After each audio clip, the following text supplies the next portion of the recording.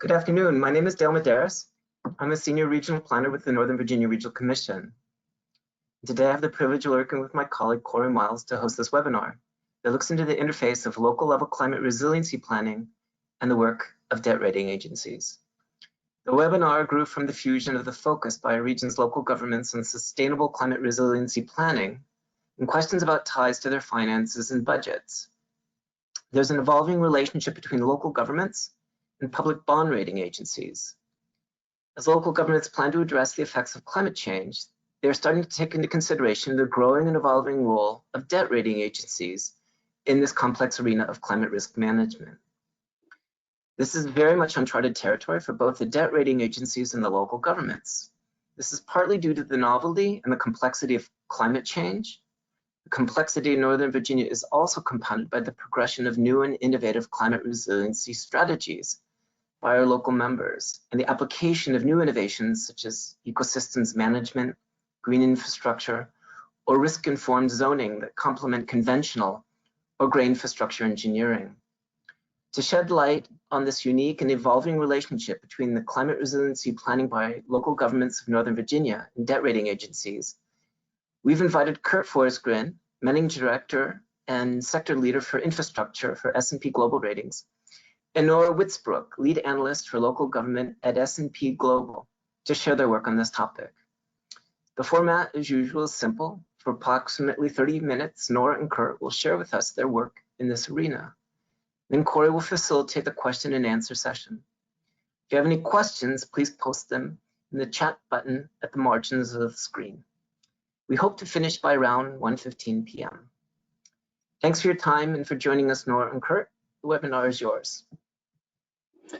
Well, thanks, Dale, and thanks to the Commission for the invitation to participate in today's discussion. And we're really happy to join you. I'm really happy myself that I was able to both fit into my suit and that I was able to find a shirt that matched, which I haven't done for several months now. So that was probably the highlight of my day. But anyways, we're glad to join you.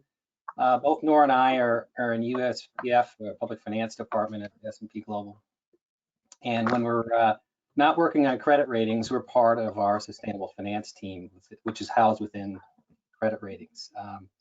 In fact, Nora is leading the initiative within public finance to expand and enhance transparency and how we look at not only this type of issue in terms of resiliency, but also ESG factors in general and how those are incorporated into a credit rating. So just a background, the sustainable finance team is part of S&P Ratings. It's about 50 or so dedicated analysts who basically work on and subject matter experts in the ESG topics. And they work to evaluate green projects and a variety of other products that we're working on. So anyways, we're glad to be here and look forward to the Q&A. I wish we were in person. When I got doing this work, I work in the transportation sector and I miss traveling.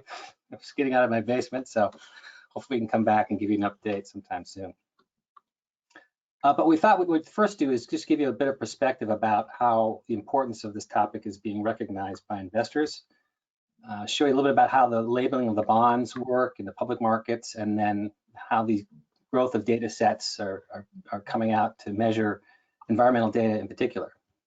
And then what we thought we'd do was share our perspective of how these opinions, or our opinions, are being incorporated regarding these factors, and not just with climate resiliency alone, but also in some of these other ESG factors, which I mentioned earlier. And we'll give some examples. Nora's going to walk you through examples for this region in Virginia in particular.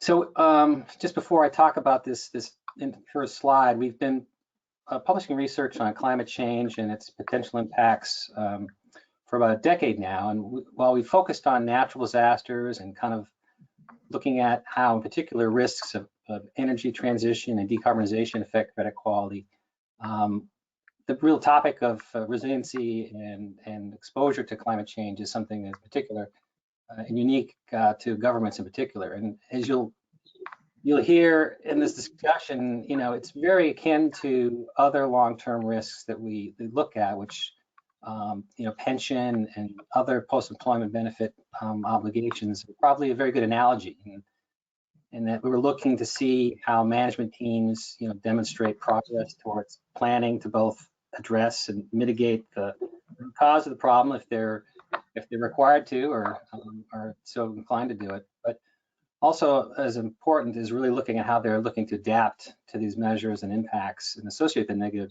or mitigate the impacts of climate change on their physical surroundings. So you'll hear some examples about how we recognize both of these approaches, kind of the mitigation and adaptation approaches in the context of our credit ratings. And just if you don't know, and I would hope you maybe have more important things to focus on, but our credit ratings basically essentially are a 22-point scale between AAA, which you may have heard is a very good rating, to D, which is a defaulted rating. So we focus in our analysis, and part of our job, in fact, our exclusive job, is to assess the likelihood of full and timely repayment of debt obligations, and that's what a credit rating is in a very nutshell. So let's zoom out a little bit and take a look at the market in general. And this slide here really is to give you a sense of what's happening more broadly in the sustainable finance market. This is a report that we published just earlier this year, and we basically did the data analysis and the groupings here, which show the rapid growth. Again, you start from a low base, it's pretty easy to grow quickly, but nonetheless, it's impressive, I think, to demonstrate just how this market, this is how bonds are being labeled as green or social or sustainable, which is sustainable is sort of a combination of the two, green and social. And you can just see how it's grown as a percentage, both of the market of public finance in general, and also its absolute size. It's just close to a little over $27 billion in 2020, and we expect this to continue to grow in the future, and I think forecasting, about a little over 30 billion in 2021. And just in a very brief description, because we could probably have a whole special seminar on this topic, but green bonds or social bonds are really just self-labeled designations by the issuer who've decided to come to market with bonds that they feel fit the categories of this of these social or green designations, and that's a global standard that looks at how they expect to use the proceeds of the bonds and their process for evaluating the projects and the selection of those projects, and how they manage the proceeds to make sure they use it only for those projects, and then how they report on those projects. Increasingly and over time, we expect issuers to focus also not only on just the administration of the projects and the management of them, but also report on the environmental impact and the credentials of their projects, and to demonstrate that they're in fact achieving what they expect to achieve.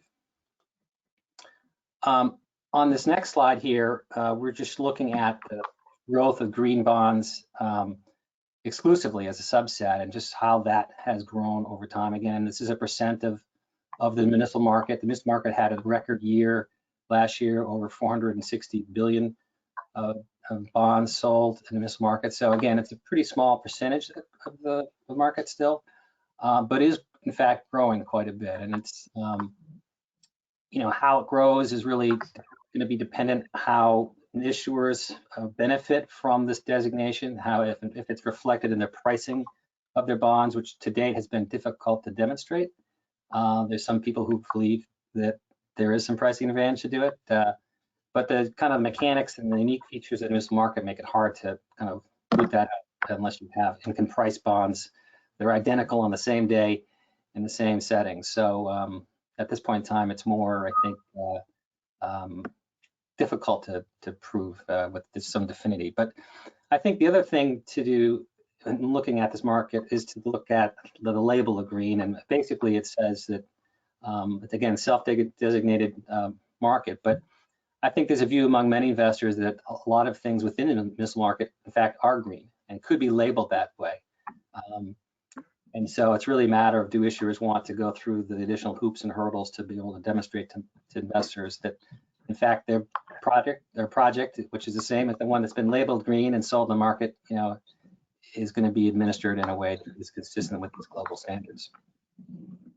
So this slide shows two different things. One is on the left is sort of the growth in the market in terms of number of issuers. So what was notable in 2020 is that there were 62% of the issuers in the market, in fact, were first-time issuers. So that demonstrates that there is both a kind of increasing recognition by issuers in this market of kind of a value added in their minds of designating their bonds as green or social, and that over time, given the kind of the average par amount of these bonds, which is the bottom bullet shows you, is significantly higher than the average municipal market issuance, which is about 36 million, and sustainable bonds are about 100 million. But over time, that'll kind of take up a larger portion of the U.S. municipal market as a whole. But again, more first-time issuers in the market, and average size of these transactions are significantly higher than the average. So you may be wondering, what are these bonds being used for? So this chart on the left here gives you a sense of historically going back to kind of the first known issuance of green bonds, which was done by the state I happen to be living in right now, Massachusetts, actually called the Commonwealth, like Virginia. But you can see that really, in terms of par amount, public transportation is in fact the largest sector in terms of its average size and the total amount of par that's been issued. That tends to be weighted by the biggest issuers in the market. So I mentioned that 62% of the 60% of the market in 2020 were first-time issuers, but there's a big chunk of the market that's really large issuers, and of course the Metropolitan Transportation Authority, which is the largest market issuer in the municipal market, obviously generates a big chunk of that public transit category here. Looking at the kind of growing sustainability bond label, which really is kind of both a combination of social and green, it's really been, again, the growth of New York issuers, both the state and the city of New York doing affordable housing bonds that have taken up the largest chunk in the most recent years of sectors in terms of their participation in this growing market. So it's well represented. Public power is increasingly important, but it hasn't been so far. Yeah. So back to kind of what these labels mean. This side sort of demonstrates that increasingly both investors and issuers are providing an external review, which is really kind of a second party opinion on, as I mentioned, sort of these features of green bonds and how both are being administered and the projects that are selected. And then I think we believe over time, increasingly there'll be an emphasis on how effective they are at delivering the promised environmental benefits. But it's an encouraging sign from our perspective only that there's another view taken on, and we're in the business of providing opinions, but the investors really want to see and look to another independent view of the promised benefits and, of course, the administration of these bonds. And while it's still a small sector in the United States, in Europe in particular, and I think we've all heard the concept of greenwashing, but basically it's the view that some of these proceeds are not being applied towards environmental purposes, or the environmental purposes are being overrepresented. So that these independent, second party opinions are really meant to provide another view of those benefits and the administration of the green proceeds, which again, for the municipal market is less of an issue in our view. It's usually issuers tend to be kind of a pure play. That's all they tend to do. They're not multi-conglomerate companies that do a lot of things. They have a mission of providing clean water or public power or transportation infrastructure. So this concept of proceeds being diluted or diverted for other purposes is not so relevant. Well, why don't we switch gears a little bit? I'll just talk to the first slide and then I'll pass it over to Nora.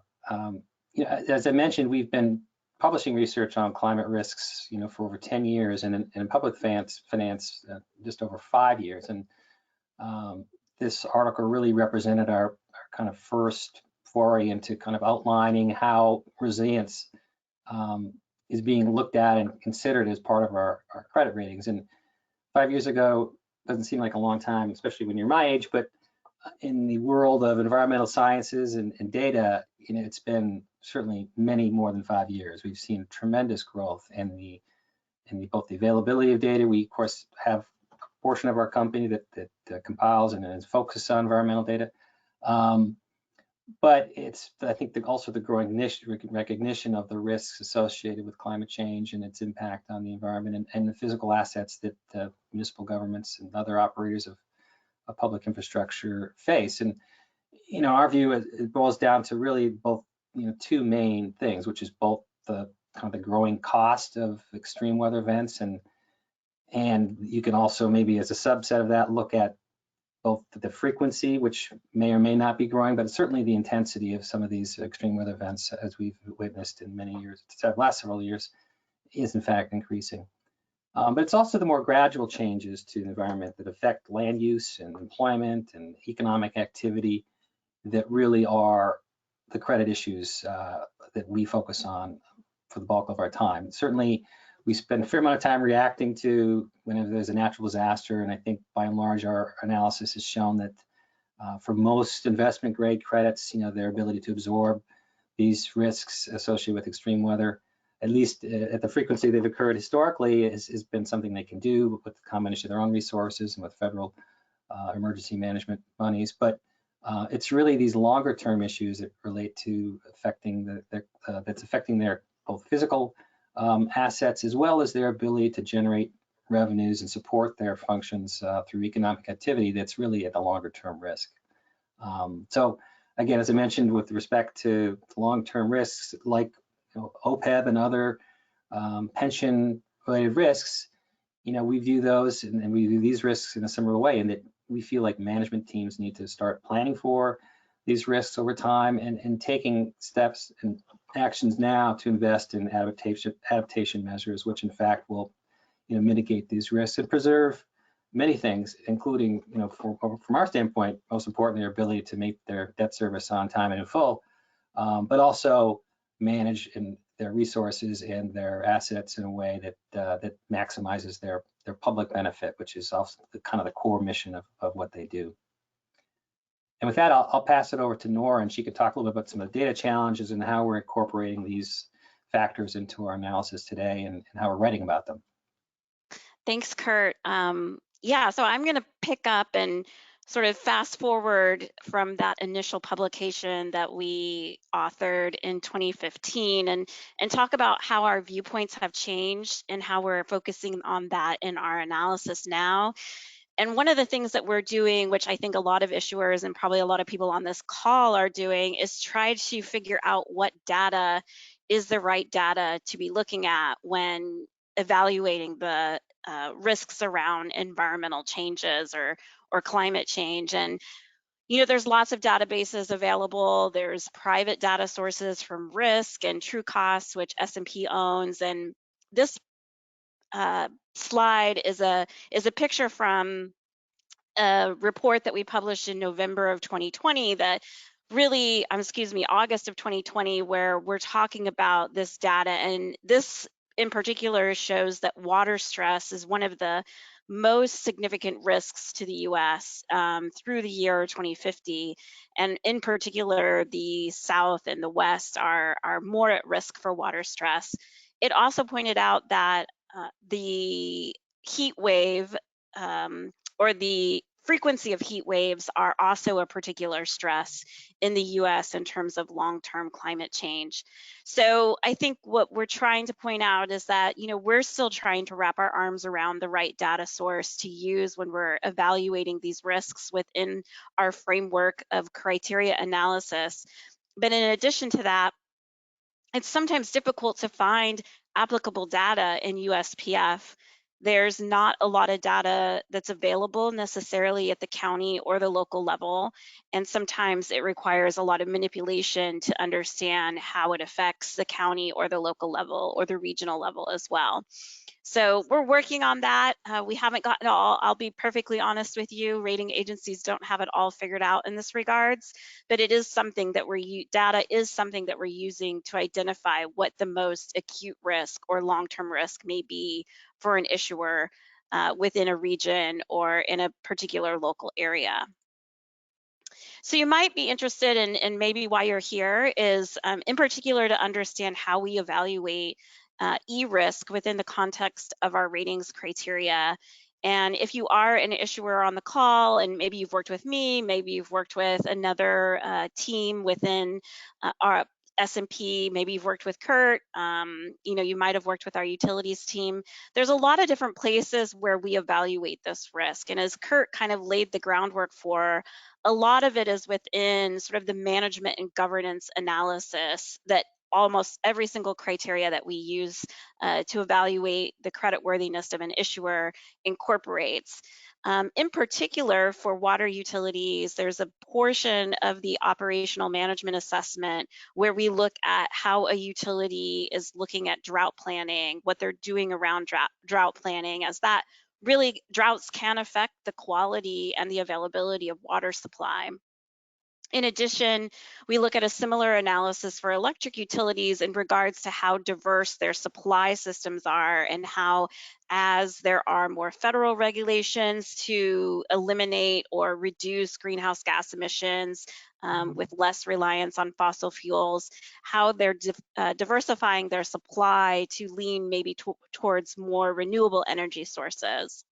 In addition, water and sewer utilities and electric utilities are highly regulated entities. Clearly, there's clean water requirements, and any kind of consent decree that might be laid upon the utility as a result of a regulatory infraction could also come within our analysis of, e-risk for those issuers. The other thing I'll say is that, for a lot of our state and local governments, and also for, a lot of our other sectors, mitigation of the risks are almost as important as, the existence of the risk. So, for example, we have been using event risk within our local government criteria to account for the pandemic and potential stress that came on as a result of that health and safety social risk. Well, we could use the same adjustment if a severe weather event causes there to be budgetary performance issues relative to, disruption of collection of revenue or potentially unbudgeted expenditures relative to, the cost cleanups, or, the costs and expenditures associated with a severe event. So we are incorporating this in a wide variety of ways throughout all of the criteria that we apply within our practice. But going forward, as we mentioned, it's almost as important to understand the risk mitigation plan. And again, a lot of this comes under our management assessments. Are you maintaining, strong reserves, strong liquidity to be available in the event of a severe weather event? Do you know that you're more highly exposed to more frequent or intense storms associated with being, on the coast? How do you plan for that financially? Maybe you're setting aside resources in a dedicated fund to specifically draw on those reserves when a severe weather event occurs. Maybe you're setting up capital planning reserves to participate in regional adaptation or resiliency projects. We know these are very expensive. And so, that long-term planning is really important. We also recognize, the availability of FEMA funding, and that's a important supportive aspect in the U.S. that, it doesn't occur everywhere in the world. We also are seeing more and more issuers have particular resiliency officers, or maybe climate scientists themselves being employed at local government entities, particularly ones that are highly susceptible to the long-term risks of climate change. I will say that Kurt and I, we are not climate scientists, so we will probably never debate if you present disclosure to us around your assumptions for climate change. That's not something that we can really call into question. I think what for us is important is that management teams are acknowledging that the risks exist and that there is a plan in place to begin mitigating them. So this slide really sets up nicely to talk about transitioning to what we see in Northern Virginia in particular. So I think probably why we're here today is because Northern Virginia issuers are very much exposed to natural conditions and physical risks. That would be just the short-term event, the acute weather event, and also the long-term sea level rise. I happen to be familiar with the region, covering a number of issuers in this area. And, I would say uh, a lot of this risk is mitigated. There's incredibly strong regional planning. There is education efforts such as we're here today talking about it, recognizing that it's something that we need to incorporate into planning initiatives. Hampton Roads, in particular, I believe has a regional plan in place. And I think that perspective from the rating agency's view is very important. If the city of Hampton enters into a adaptation project that begins to protect their community alone from sea level rise, that really doesn't help the region as a whole. And I think there's a recognition on the part of a lot of Northern Virginia issuers that a regional approach to mitigate these risks is incredibly important, as it affects the whole area economically, population-wise, et cetera. So you really have to work together in terms of those long-term challenges. And I know we're mostly focused on e-risk today, but in our perspective, social opportunities and risks are also evident in the Northern Virginia region.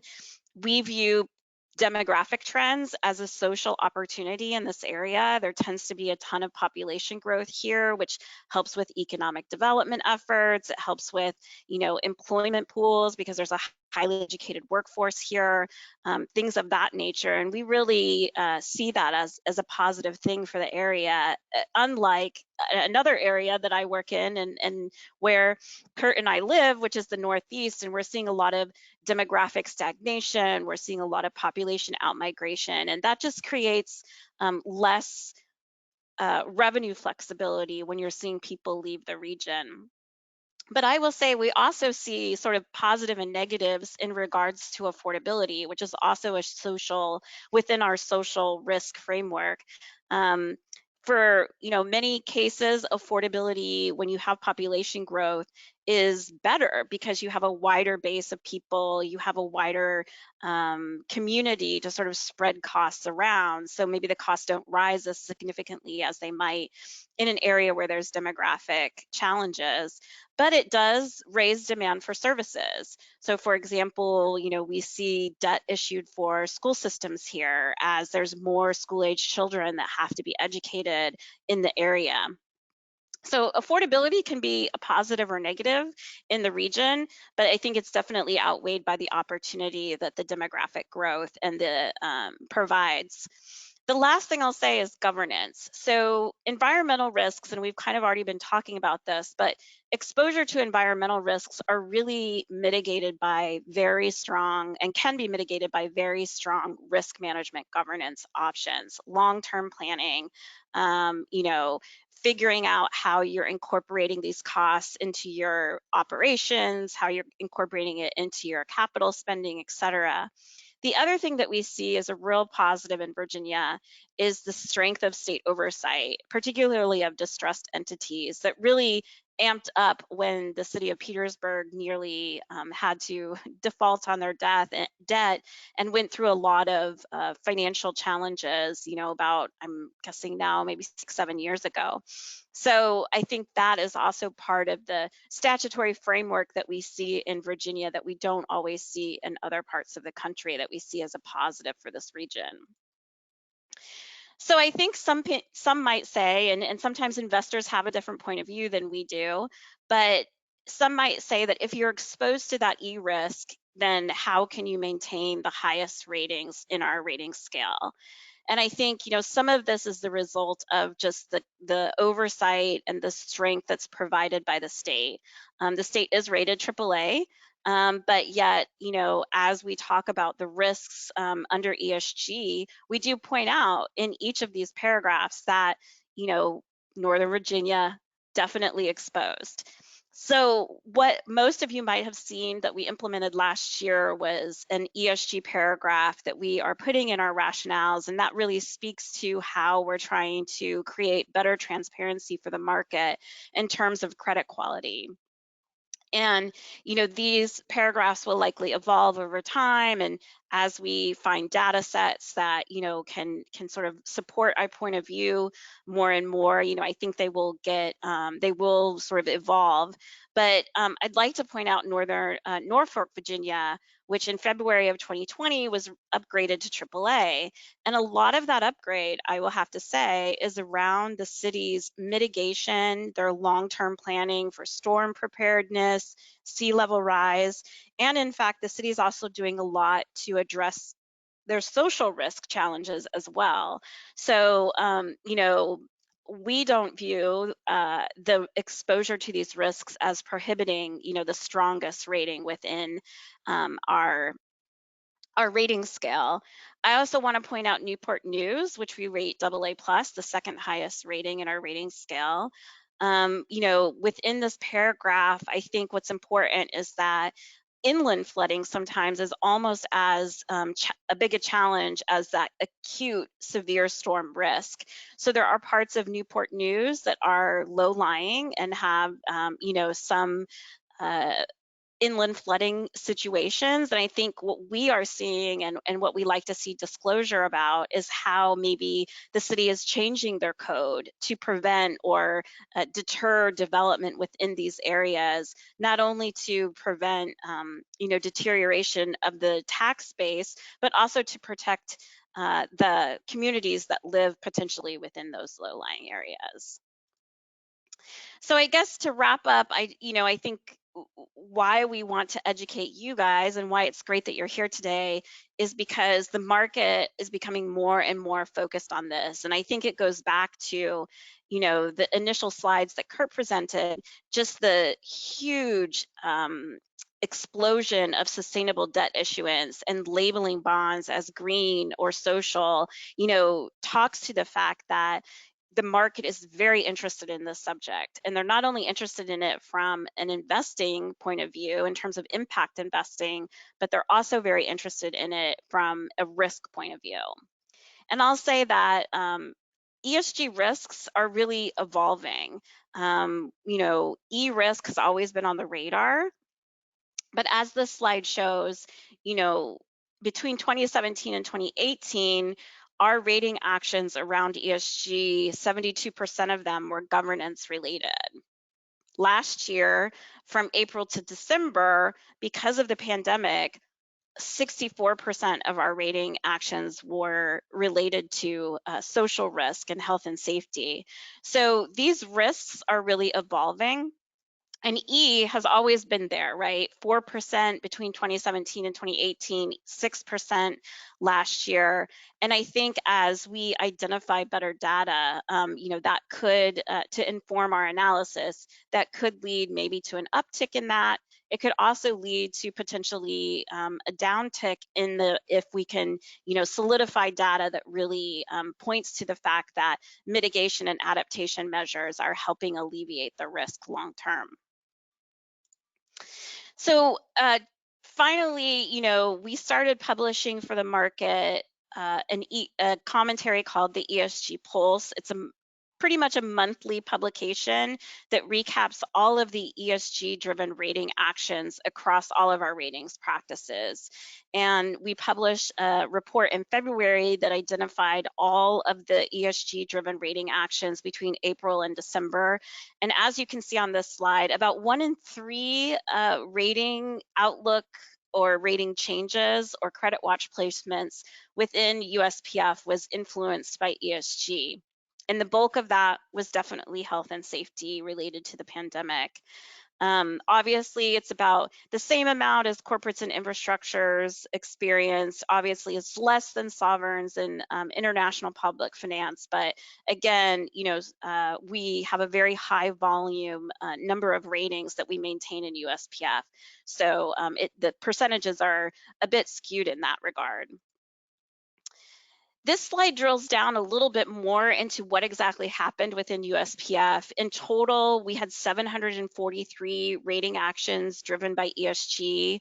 The bulk of these, and that excludes about 250 ratings or outlooks that were moved before April. They were moved right at the end of March when the pandemic really hit. It was for transportation issuers and issuers within higher ed. But most of these actions were rating outlook revisions to negative from stable or to stable from positive. And I think that really speaks to a lot of the run up of reserves that we saw issuers maintain in the prior years of economic expansion. You know, it was evident of nimble management teams who were able to quickly say, okay, what can we do immediately to stave off, you know, expenditure growth in light of revenue deterioration. And, you know, I think that really speaks to the fact that USPF as a whole, within all of our sectors, really was able to sort of contain the damage, if you will. The bulk of the rating changes really were related to leisure and hospitality tax-driven secured priority lien credits. It was, you know, tourism taxes, hotel motel taxes, things of that nature. Within transportation, it was by far transit systems and airports. And then also within higher ed, a lot of it was privatized student housing or rental housing projects that were really affected by the pandemic because students were not able to stay on campus as a result of institutions protecting the health and safety of their students by sending them home. So I think my last slide here before we open it up to questions is, you know, what do we see going forward? And I think we're going to continue to see the market be more and more focused on ESG. And that's a result of, you know, not only the explosion of sustainable debt issuance in 2020, but the fact that we expect that to rise to about 700 billion in issuance in 2021. We also think that despite success in vaccine rollouts and potentially all Americans being available to receive a vaccine by May 1st, you know, there will be sectors that remain under pressure because we don't know how the pandemic may affect behavior long term. Will people feel comfortable getting back on a plane even if they are vaccinated? Will companies start bringing people back to work, and therefore public transit system demand will increase again? And then we don't know how long-term changes in business and leisure travel could change as a result of the pandemic. You know, we're all very comfortable now, at least for the most part, attending training via webinars versus having to be there in person. And that could create long-term pressure for priority lien credits backed by, you know, hotel motel taxes or other tourism types of taxes. You know, they could just have lower coverage going forward as a result of those long-term dislocations. And then I'll make one note, just because it's a highly visible thing that occurred in Texas with Winter Storm Uri. You know, it has affected a number of the utilities that we rate. This event and the credit deterioration that came out of this event was really driven by that environmental event risk. The cold weather in Texas, although if you live in Texas, it does get cold, but it doesn't get that cold, and it certainly doesn't stay for as long as it, you know, the duration of that cold snap was such that it was very uncommon across the state. And the utilities and the grid were just not insulated for that type of weather. They weren't built to specs of that type of weather that, like we experience in the Northeast. We also really felt like it was driven by governance concerns around risk management and adequacies.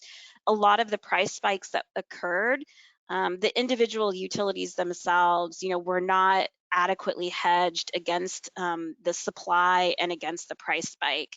So we really felt like the rating actions that we've taken as a result of that event have been environmental and governance driven. So I think that also kind of shows the fact that, you know, there is always this evolving perspective on ESG risk. And even a cold winter storm that might be quite normal for the Northeast could create a credit event in terms of an environmental event for a place like Texas. So that pretty much covers, I think, everything Kurt and I wanted to cover with you guys before we open it up, unless, Kurt, there was anything you wanted to wrap up with. No, I think that's a great summary, Nora. Thank you. And yeah, as we've been saying, I think in a lot of forums, is these are the kind of risks we have always looked at in our capacity as analysts, but it's really been their emergence as a kind of non-quantifiable, non-financial risk that in the market's eyes is growing, and it has great exposures for our universe that has, I think, led this both interest in wanting to have more and better information, and led us honestly to provide better transparency in how we're looking at it. So it's been a mutually beneficial exercise, from our standpoint.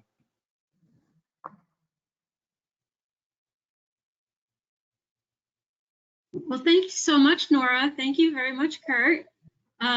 We have some great questions in our question box that came in, and I'll go ahead and start to address them in the order that I received them.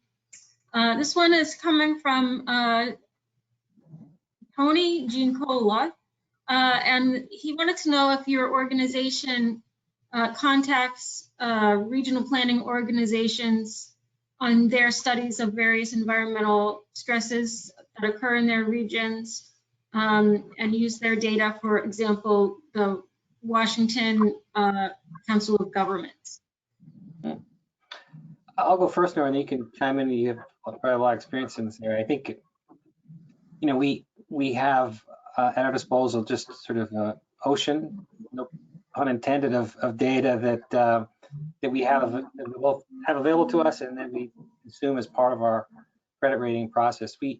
We typically rely on the information that's provided to us by the issuer. So if an issuer feels like there's a particular study of a regional variety that's helpful in our analysis, they'll often give that to us as part of our review, both in terms of an ongoing review of our credit as well as a new sale of our credit. And if we have areas of interest that we feel like we need more information on, we'll ask or even do our own research, to get information. So but there's been no, I think, explicit effort to kind of reach out to these regional planning agencies to get their information, and in part because there's a lot of it, and I think also because we tend to try to hone in on the issuer that we're focused on for a particular analytical exercise, and it may or may not provide insight into that, their particular situation. So, I don't know, Nora, on the local government side, if there are other, processes that you've incorporated as part of that analysis or not. Yeah, so I'll tell you that Kurt and I, any information the issuer wants to give us or that we find on the internet is like, a gold mine for ratings analysts. I don't think a ratings analyst will ever say like, no, we don't want to see it. So I will say it is a combination.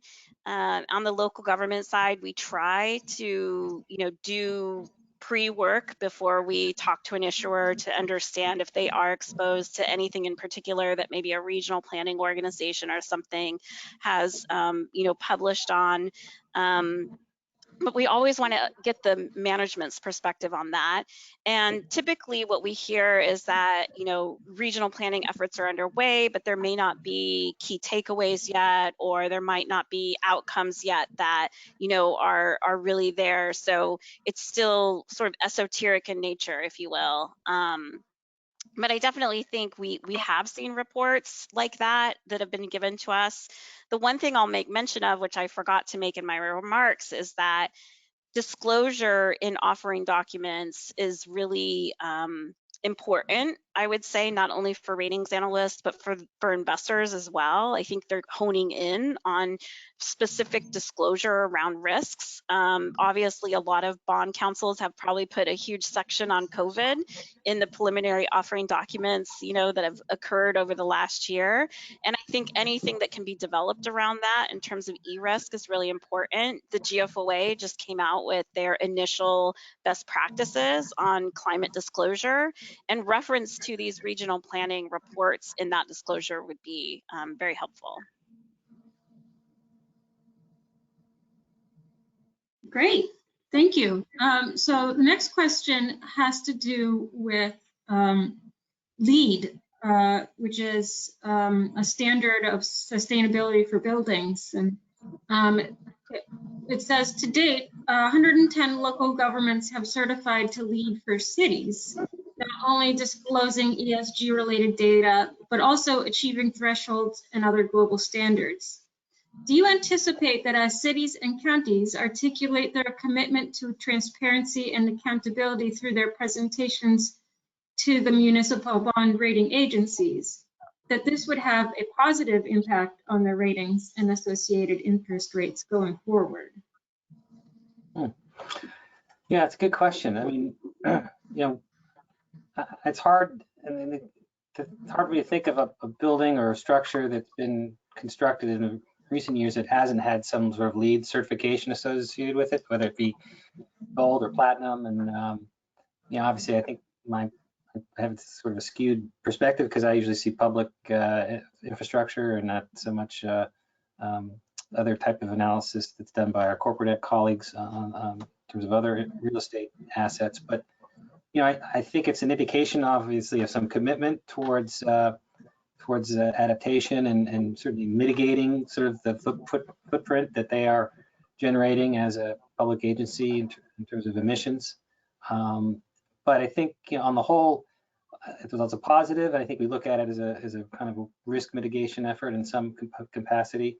I don't know if it doesn't translate necessarily into a direct positive. It's just one of the many considerations that we look at with respect to management that I think is a notch in that direction. It may not necessarily translate into a real direct uplift. Nora, you may agree with that or not, but I think that's my impression.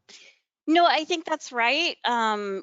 Obviously, we see highly sophisticated management teams in Northern Virginia, the issuers that we work with, and I think Kurt does too on his side in transportation. And so, we might ask the question, like, why aren't you doing this when we know your peers are doing it? But I can't say, and honestly, in our analysis, almost exclusively our FMAs at the local level, our financial management assessments at the local level are almost all very strong, meaning that management is doing everything we know that is within their power to plan and do all the things that we typically want to see management teams do. But I agree. I think it just sort of designates, the fact that you are committed to reducing greenhouse gas emissions, or maybe you're, committed to ensuring that, you as an organization are doing what you can to help with these initiatives. And I have to add, there was a clarification about the question.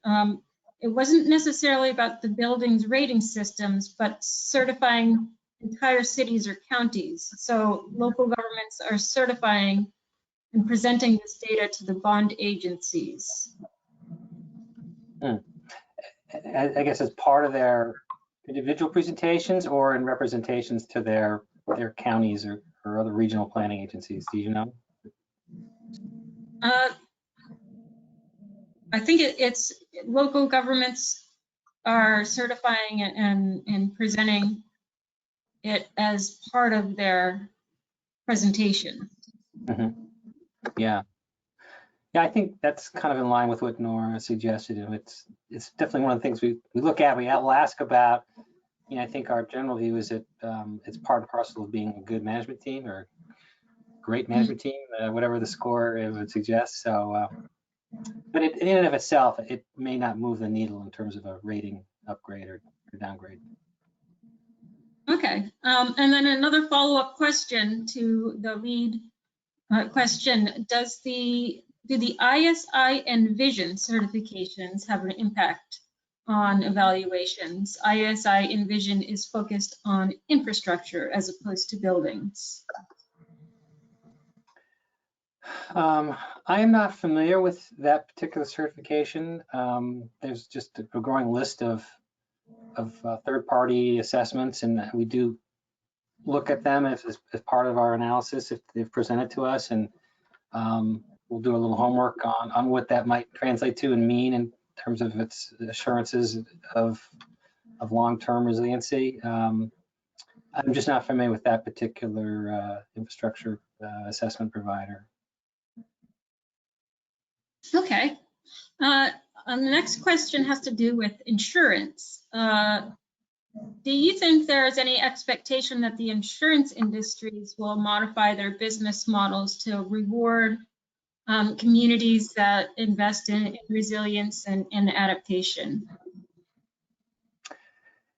Well, you know, on part of our sustainable finance teams are representatives from our insurance group, which are very involved in this and work, as you might imagine, quite directly with companies that provide insurance and how they mitigate their exposure. And climate risk has been much more at the fore of their analysis for longer than probably any other team within ratings, as they have to kind of hedge these risks globally. And those risks are, you know, in some measure increasing every year. So, you know, I think insurance companies, by and large, are in the business of making money. And, you know, if they feel that they are overexposed in all ways, they have to modify their pricing and how they hedge their risks and reinsure their risks in a way that ensures that they're able to continue to be in existence.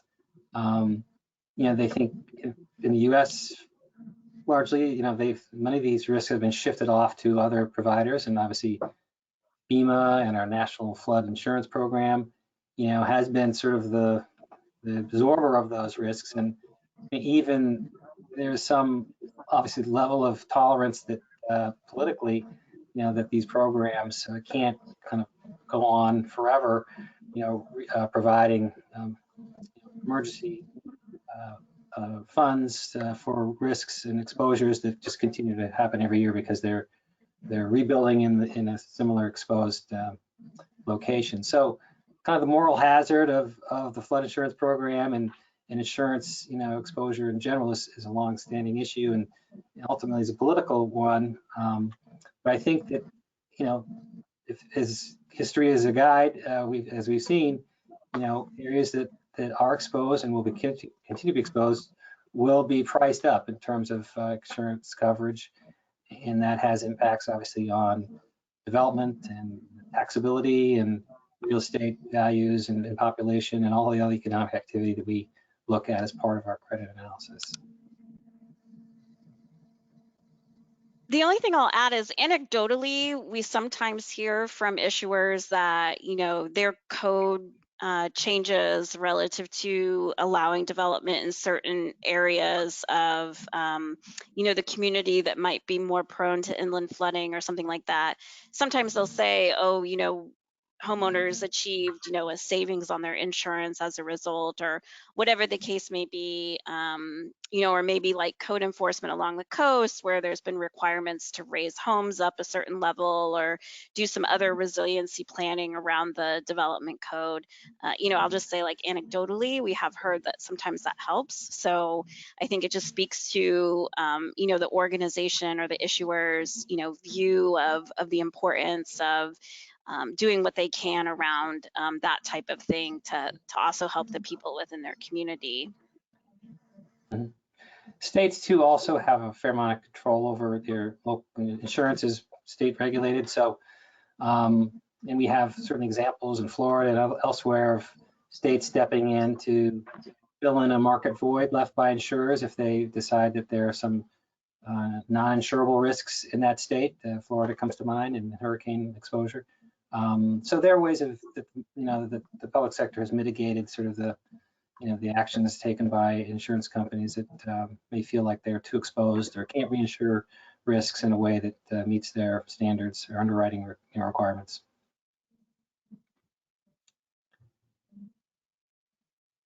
Okay, we have another good question for you. What, in your assessments, what is more important of local, in your evaluation of local government climate risk, plans or actions? For example, a greenhouse gas emissions reduction plan or an adaptation and resilience plan versus an action to replace an entire vehicle fleet to EVs and put PPAs on government buildings? Go ahead, Nora. Well, I'll say what we want to know first is how you've assessed what you think your most important risk is. So if you feel like maybe you're not really exposed to acute storm risk or long-term climate change, and for you, what you find to be important is transition towards or away from greenhouse gas emissions, then communicating to us that you're transitioned to all electric vehicles within your fleet, like, okay, great, like that's great, you know.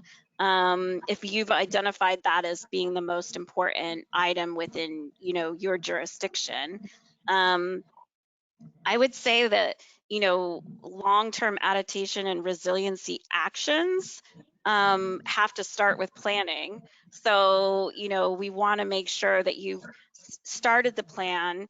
It is difficult sometimes to create a lot of actions around it because you have to communicate with your citizenry. It might be a tax rate increase. It might be trying to get grants from a federal or state organization to help offset some of the costs, things like that.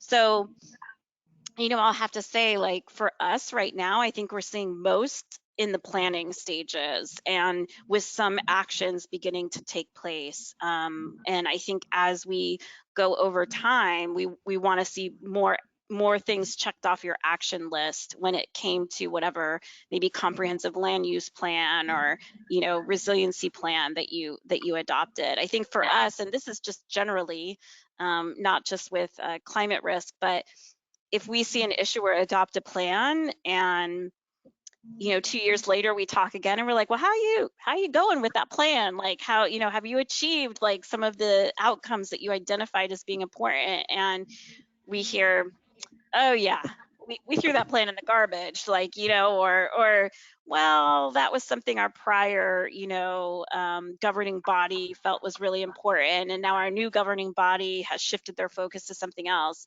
That's typically what will raise a red flag for us more than anything else. But I would say to your question, first, identify the risk that's most acute for your own organization, and then develop a plan and execute on that plan. I would say is how we would see the order of magnitude in terms of the importance. Okay, and now we have somebody with their hand raised, Matt Myers from Fairfax County. I'm gonna unmute you. If you wanna unmute yourself.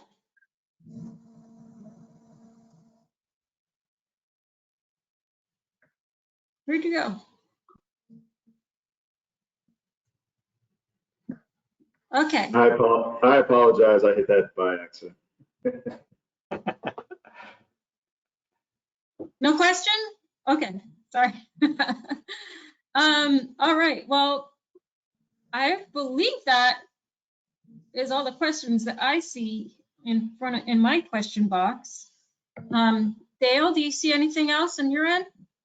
Demetra asked about the expectation that the insurance industries will modify their business models to reward high resilience adaptive communities. Oh, we already talked about that one. We got that, good. That's it. That's it? Yeah. Well, so much. Thank you very much. This was really informative for me. Obviously, I am not a very well versed in this topic. So there's so many things that, so many questions that I think it probably raised more questions for me. But it's such a great topic, and it's great to see that we can come together to kind of flesh out these issues. And we appreciate you coming here, and it was a wonderful presentation. Thank you so much. Thank you so much. We're glad to do it anytime, and we hope to come back with an update in person maybe get a lunch out of the deal, and tell you what actually have occurred, which will be a lot by the time we get back there. It's a fast-moving and evolving sector, as Nora highlighted in her remarks, and we're generating all sorts of insights every year on this topic. So we're glad to come back and share it anytime. Great, thank you so much. Have a great afternoon. Bye. Bye, everyone.